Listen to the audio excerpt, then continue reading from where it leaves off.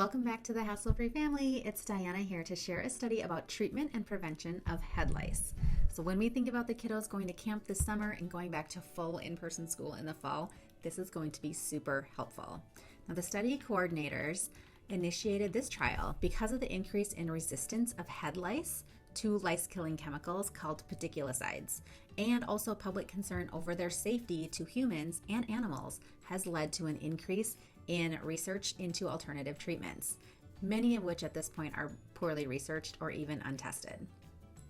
So the concern with using chemical-based lice killers is that incomplete kills lead to chemical resistance, meaning that future generations of the living lice cannot be killed by these same compounds. So you have to kind of keep upping the ante and giving it something stronger or a different chemical to complete those kills. Now, common pediculacides you will see on labels are pyrethrins with piperonyl butoxide and pyrethroids, and also permethrin lotions or mousses. Now, just because these are indicated to be used on children's heads, they are still insecticides, the same insecticidal chemicals that are sprayed on crops to kill insects. So there is really quite a lot of information and several studies done on exposure to pyrethrins, which include evidence of cognitive and behavioral changes in children, neurodevelopmental disorders including autism, lower IQ scores, and also parent-reported ADHD.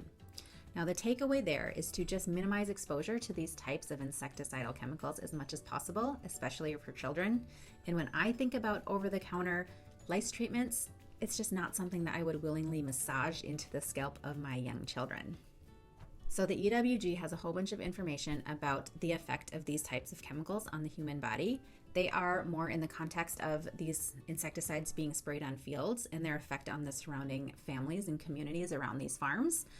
It's still great information to read, though, just for your own knowledge. So if you want that link, you can just go ahead and DM me. I have it ready. I can just pop it back to you, or you can just Google EWG and pyrethrins. So my message about that is just be careful when using these types of over-the-counter lice treatments around cats too, as some cats do not produce the enzyme necessary to metabolize the active ingredients. So let's talk about an alternative you can use to forget about the need for all those toxic insecticides.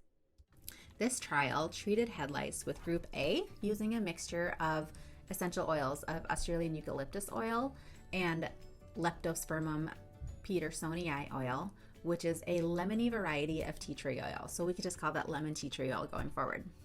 This was used 3 times in one day, then waited 7 days and applied 3 times again in one day. 7 days after that, they did a final evaluation. Group B used a conventional mousse containing pyrethrins and piperonyl butoxide, applied it twice in one day for 1 day. They waited the 7 days, applied it twice again in 1 day, and then waited another 7 days to do the final evaluation.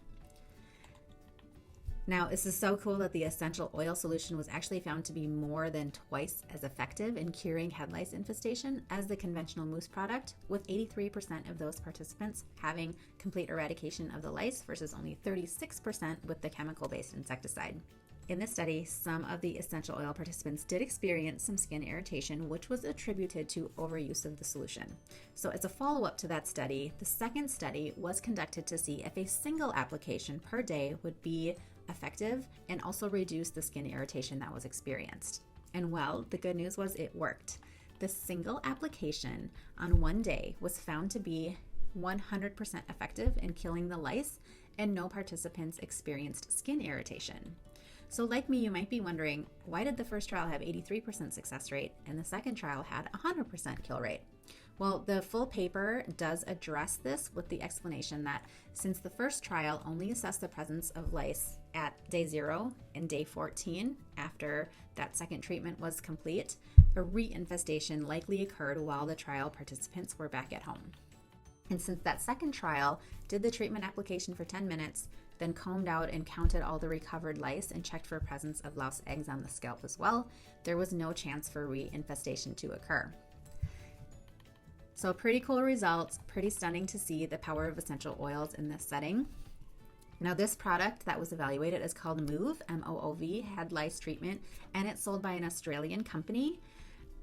I looked all over the internet. I didn't find a way to buy it here in the United States. However, I do love transparency and Australian labeling for personal care products. So we can see that it is an 11% solution of eucalyptus, a 1% solution of that lemon tea tree oil, and using benzyl alcohol as a preservative, and I would guess likely as a carrier as well. So I have seen some lemon tea tree oil available on the market in the US. It's not available from Young Living, so you can either grab that from another source you trust, or you can choose a close cousin, like what I found from my reference book. Manuka would be a great choice, or just that Mel A tea tree oil. You could certainly try your hand at making your own solution with all of this information, and of course that eucalyptus is going to be available as well. So I have also found several recipes online for lice prevention sprays that you can easily Google. You can give any of them a try. What you do is you just mix up the solution, you spray it in the hair, you leave it on for the day, you don't wash it out or anything. You just kind of follow your normal hair care routine, and you just add this as a morning treatment. So the most popular oils I have seen in these types of recipes have also clinical trial data behind them. So they would be tea tree oil, lavender, rosemary, clove, ylang ylang, and peppermint. Many DIY recipes for lice prevention will use witch hazel as a carrier liquid.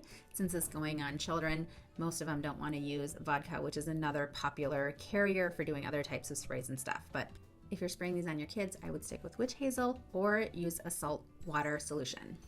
So if you found this video helpful, would you do me a huge favor and just give it a like or share it with a friend? I sure would appreciate that. And I will see you again in the next video.